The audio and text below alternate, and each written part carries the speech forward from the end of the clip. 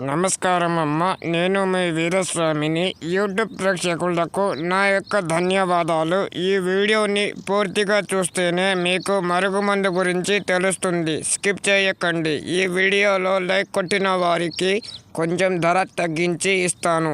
మనం చూస్తున్నది మరుగుమందు యొక్క చెట్టు. ఈ చెట్టుతోనే మరుగుమందు అనేది తయారు అవుతుంది. దానితో తయారయ్యే మరుగుమందు ఏ వ్యక్తినైనా మన మాట వినేలాగా మార్చుకోవచ్చు. ఈ వీడియోలో 2 రకాల మరుగుమందు ఉంది చూడండి.